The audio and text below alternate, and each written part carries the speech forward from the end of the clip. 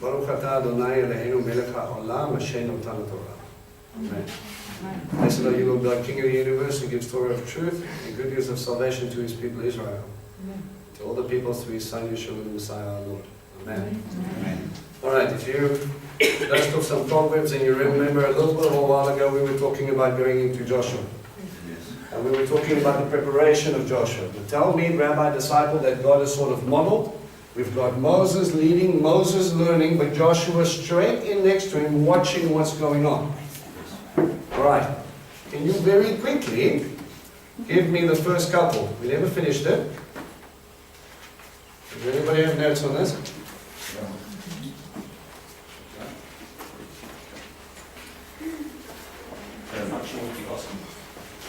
Exodus 17. Remember there were 7 appearances of Joshua. Right? And I spoke to you about a few. Oh, jolly good. Exodus 17. Verse 8. Yeah, right the way through for a while, right? We actually got into it quite a bit. What was Exodus 17 about? Anybody? You don't know? Water. Was it about water? Was it about water that moral water is Oh. Well,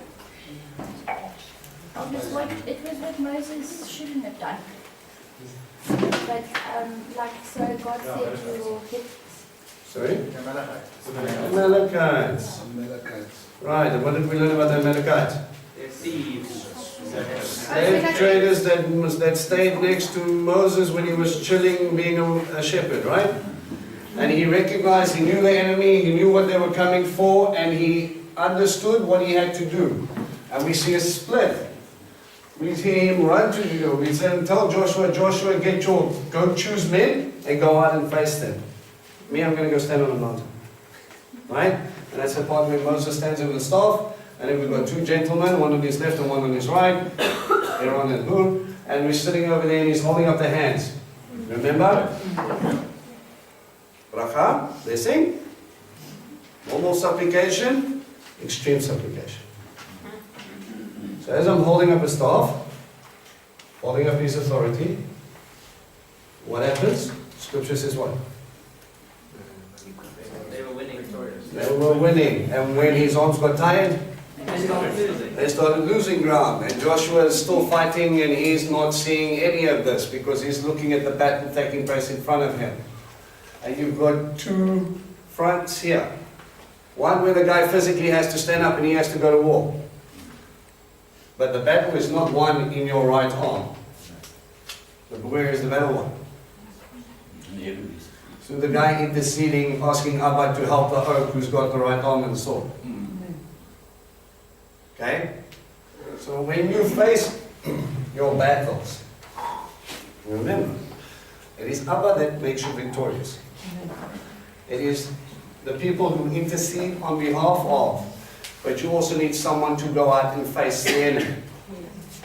Understand where you fit into this debate. Alright? So Joshua had to see that, and God tells Moses to write this down because Joshua is busy fighting and he came back and he goes, we won! And Moses, why you look so tired? Right? His disciple had to learn something here. You need to look up, my boy, because you're going to be facing people when you cross that Jordan, and I need you to understand something. It is not what you're physically going to be able to do, it's what God is going to be able to do through you. And we see that play out through the battles that come afterwards, which is kind of cool. Alright, Exodus 24.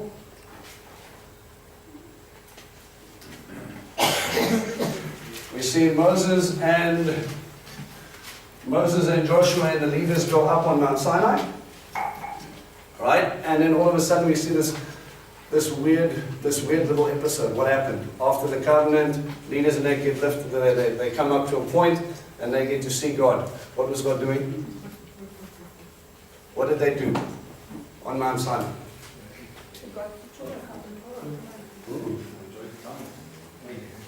They what? They ate with him. Remember, every covenant normally ends up you sitting down and you have a meal there afterwards. It is the way of saying, okay, everything's been sealed, everything's fine, there's something that's good between you and I, we can now carry on.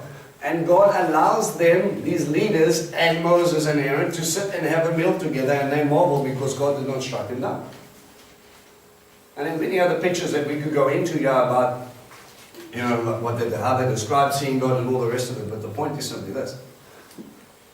Here you are, Moses having a he's face-to-face with God. Joshua gets to see this. He's always on the mountain with him. Okay, he's always there watching Moses grow, watching him have these interactions and understanding that there are times when he was sitting there alone with God for a long time. And he goes up and he was leading these things, right? So, we see something interesting there. We see that the leaders need to understand God and they need to understand their calling to be able to go do the work. You can't do this by yourself. Right? And we see Moses heed someone in the same time frame when he was getting it wrong. Who gave him advice about how to sort of structure this? Jethro.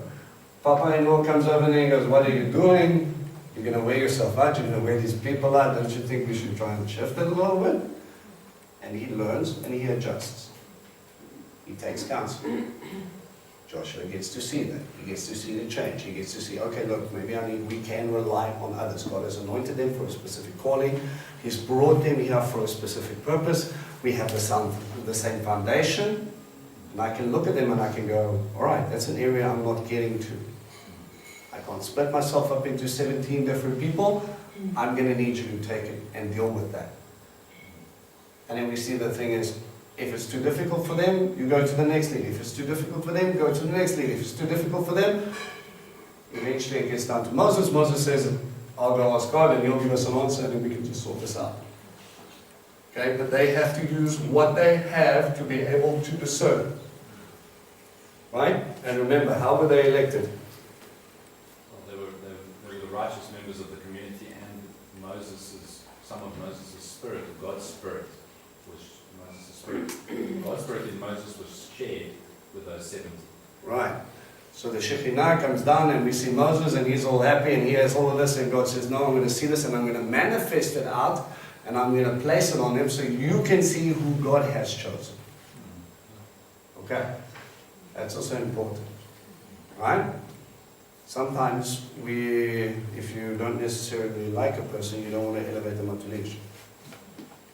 You know, they just always say the wrong things and they're always telling me I don't know what I'm talking about. They're always judging what's going on here. And maybe they're there so that you can rub each other the right way so you can get each other on the right path. Right. You know, Moses could have turned to her old papa-in-law and go, really? Really? Oh, you don't understand what I've been through. I've been through Egypt. Hailstones, umbrella. It was awesome. You weren't there. Sorry. No? But he heeded the counsel. He listened and he grew. And Joshua gets to see this. So he learns that we can rely on leaders. Exodus 32. Golden calf. Alright. And what do we hear here? God says to Moses, Moses, go down. We've got problems. And then? And then Moses becomes the first person to break all 10 commandments at once. Before we even get there, what does he say? It's not battle, it's revolution. Right. First thing Joshua heard. That's a correct way to put it on the side. Wow. I'm thinking about it. How do you do that? No. It took him a while. The coffee, she's not strong this morning. All right.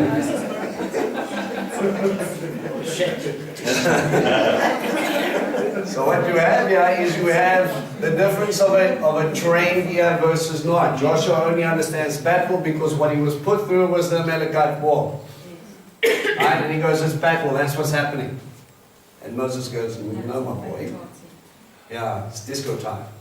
Revelry. Right? And then he goes in now with your perception of what is taking place. Joshua's not worrying about assembling an army, he's worrying now to go look at the people and say, okay, now we're going to have to do something different. This is a new test. There's massive correction that needs to take place here.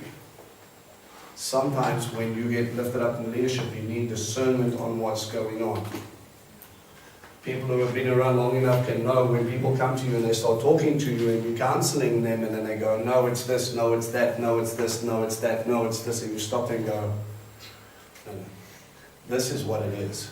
And you pull it out without them even mentioning it, and you're saying, okay, let's talk about this thing, and then all the other stuff you're trying to cover with, we can deal with after. People don't like that. Okay? We want to keep people arm's length when I don't want to do something, right? But as a leader, it's not your job to sit there and listen to people justify why they run away, justify why they sin, justify their excuses. It's your job to say, God called, you answered. What's the problem? Okay? Yes? Oh, we like that first, eh?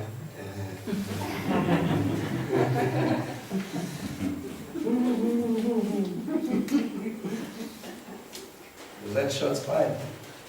Starts early. Okay.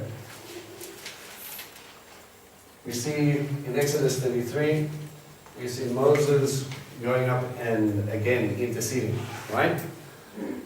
It's important to point out that when we go and we, as Mark so eloquently put it, he came down with the ketubah. He came down with this contract. And at the golden calf, he took it, he threw it down, and it shattered. No more contract, no more ketubah. The covenant was broken then. Yeah? People want to hop on this thing about the old covenant broken, and then now this new covenant is going to replace it, and all the rest of it, and everything's changed, and it's all upside down. The foreshadow of these things of what God is going to do in the new covenant, even though something different, something more intrinsic, the standards and the stipulations stay the same. He never went back up the mountain and got a completely different company. He said, no, look, you know what, those terms and conditions were a little bit rough, can we ease it up on the idolatry thing? He went up to God and said, I'm going to see if you'll sign it again. And he does, but God does not change. So he keeps the same stipulations, and it's the same Torah, and it's the same instruction, and he sends him back down. We're going to listen now. Alright? But we get to see God having intimate discussions with Moshe. And we see Moses continually thirsting and hungering for that intimate relationship with God. For him to reveal himself more and more. The first time that God wrote in the tablet, the finger of God. The second time Moses had it. No, he carved it out, but Scripture actually says he wrote it out. It was the finger of God again. Was it? But God didn't give him the stones. This time he had to go and fetch it. Alright? So again, that finger of God, that same Ruach HaKodesh, which is interesting when you point it out. Right? People look at you and then they go, oh, you know, but you need to be led by the Spirit. Fair enough, you do. But the finger of God, which is a Hebrew idiom for the Spirit, wrote the Word. You can't separate the Word and the Ruach. They were there working together in creation, in writing the ketubah, and they're there pushing you. And the new covenant says, or the renewed covenant, I will put my Spirit within you, and I will cause you to walk according to my Torah. I'm going to help you do it. How are you going to do that? With the Ruach HaKodesh. You're going to read a word, it's going to convict you, and then you're going to go, I need to do that. It's the same finger that wrote Mene, Tekel, Upharsin. Absolutely. I was busy convicting people in many different realms, and what I love about he goes into pagan territories and he tries to help them right as well. Right? Same with Egypt and Pharaoh. His whole agenda is to save all of creation. He wants to redeem it all. Okay? But we're sitting over here. Joshua gets to watch Moses intercede. He gets to watch Moses cry out to God. He watches Moses. Now remember, everybody's downstairs. They don't know what's going on. The only person who's seeing this heartfelt tug of war is Joshua. What is God trying to teach him? But there's more than one type of war. You can emotional war, spiritual war, physical war. You get those things. But any good leader needs to intercede on behalf of the people.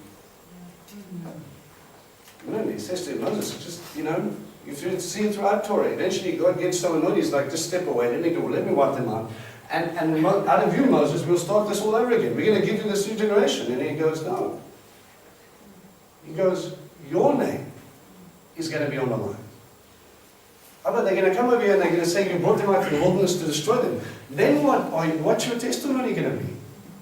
And if you're going to wipe them out, you might as well wipe me out, because I've obviously messed up somewhere because these guys are not doing what's right. What does that tell you?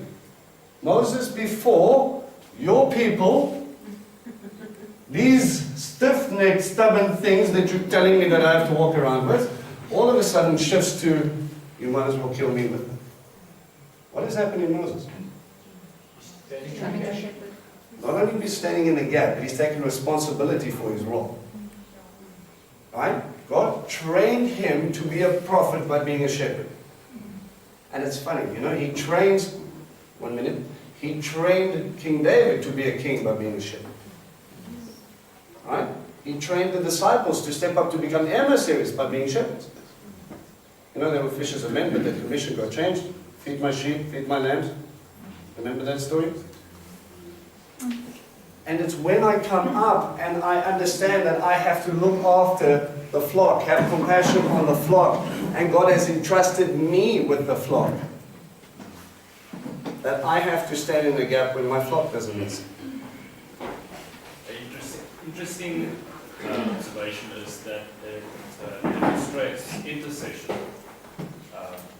You know what, they have sinned, but you know what, just take me, but don't destroy them. It's an interesting typology of Christ. Absolutely. Absolutely. When you're sitting over there and Joshua gets to see this, and I don't just get to point and go, yeah, you're right, they've mucked up. Me, I'm a good boy, I'm okay. So you can just destroy them and we can start this party again. What happens when people hurt you and you cry out to God? What's normally the response? Fix it. Fix them. I think it's more sons of Zebedee. Shall we call down thunder and lightning? I'm going to sit under this tree and watch them burn. Ja, nee. Nou gaan die zien.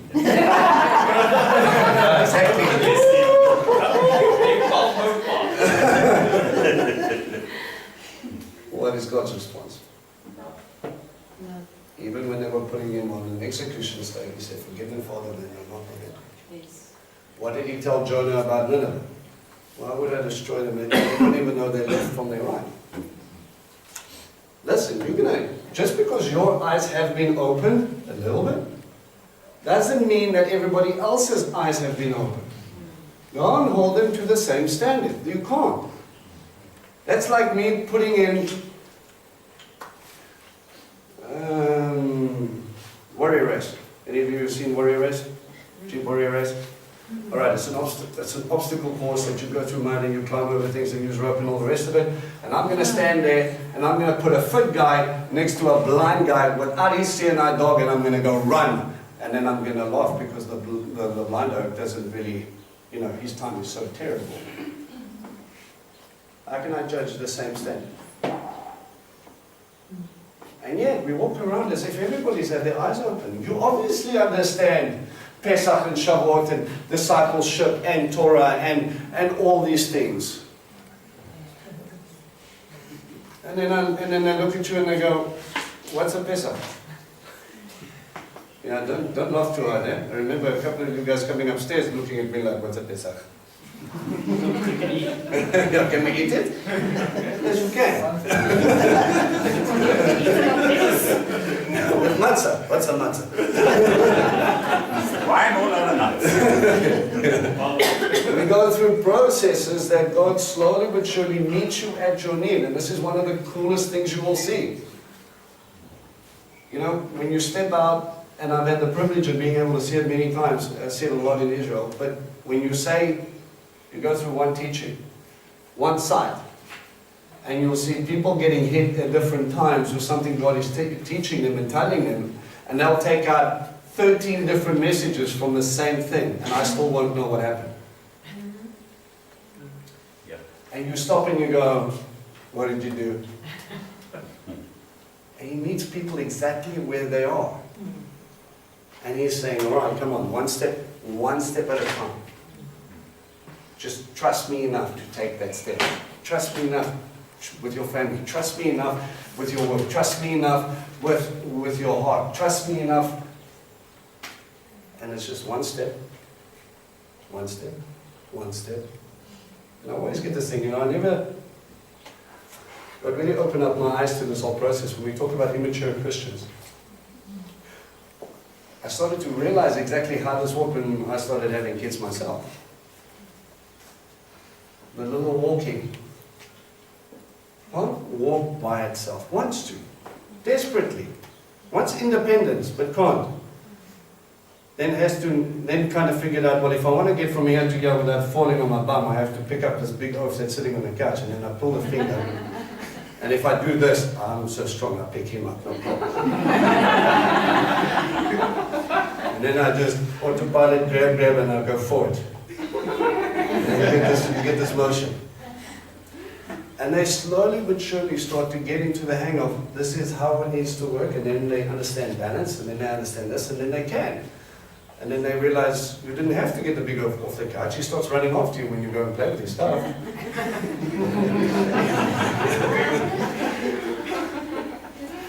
And you go through this process of watching these kids slowly but surely mature. Each stage beautiful, each stage tested. And you look at this, and then God says to you, says, when you see, the scripture that talks about when you were a child, I acted like a child. Yeah. And then you sit there and you frame that. My concern comes is when you've been walking for 20 years, but you're still in the child stage. What's gone wrong here? You haven't trusted Daddy with the next step. You haven't let go enough to be able to hold on and let Him show you a little bit more. Part of the process is sometimes letting your kid struggle when it doesn't want help. Sometimes they need to unlearn what they learn. That's so true. But you will help them. They will try and figure it out by themselves, and then you go, okay, good job, well done, but can I show you an easier way? Or let's do it this way, because this way you don't stand so close to the fire. Didn't even think about the fire. But there's processes that they have to go through that God has to lead you through to get you to that next phase. Our challenge is, how much will we trust Him to get us through to the next phase? It takes intimacy. It takes time. It's frustrating, because all I want to do is run. But the big oaf doesn't want to let me run. Something about falling on my head. I don't get it. All I know is he didn't catch me because the throttle was full. We have to go with God stage for stage and let Him show you as you grow. But you've got to eat, you've got to want it, and you've got to put in the time to be able to do it. There are people that have been in church, in shul, synagogue, have had relationship with God for years and years and years and years, and they still, when they don't get their way, they sulk. They throw tantrums. They're grumpy and then they don't want to talk to God. Tell me at one stage in your life you didn't do that. Hopefully we're over that. Yes. So that when I don't get my way, I yield and I say, well, okay, Abba, you obviously know better. But we're so busy holding on to our own understanding, holding on to our own lives, that we just never let go enough to be able to let Him take control. Joshua needed to see that inward struggle, that inward relationship of intercession, that time spent at His feet, that thirst, that hunger to know God and see God more.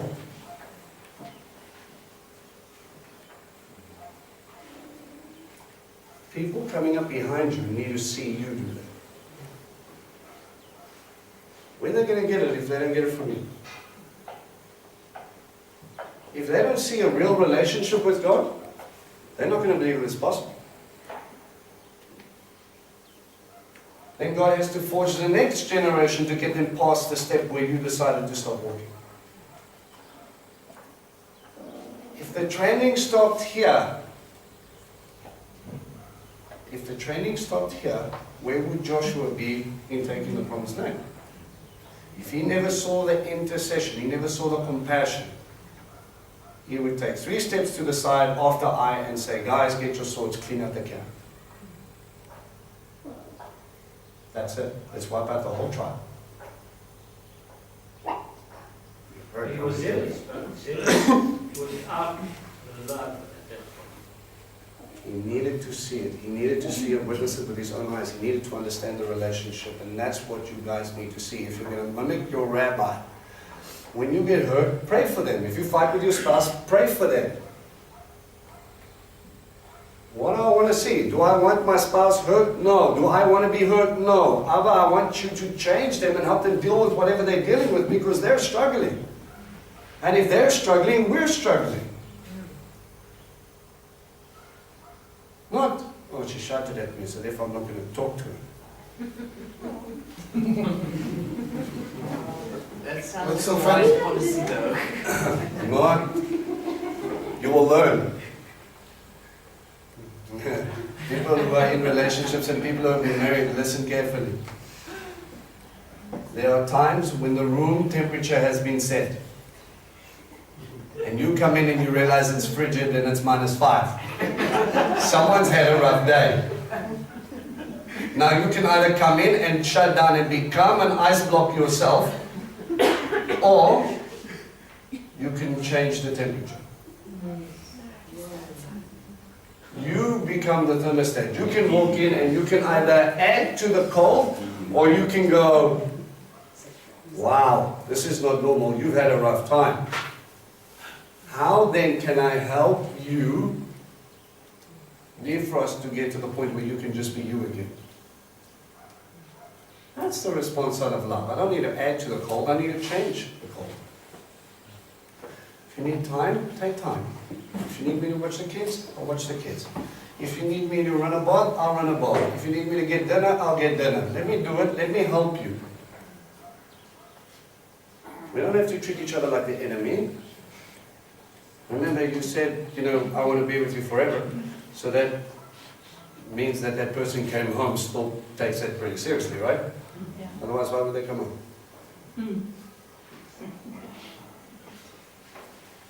We need to be able to get into that stage where we realize that now something is up, but how do I help? Not how do I break or how do I add to.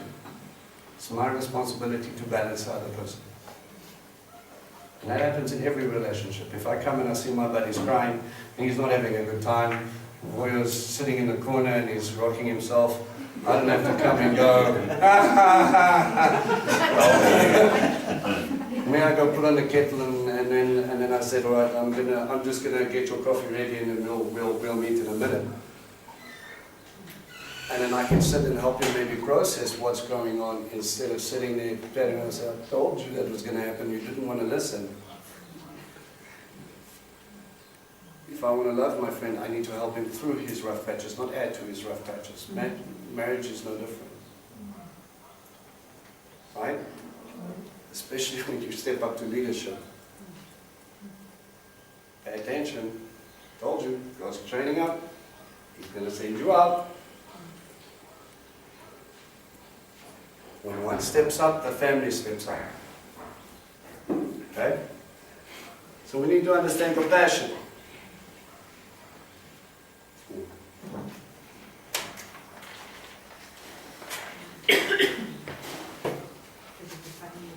Numbers 11.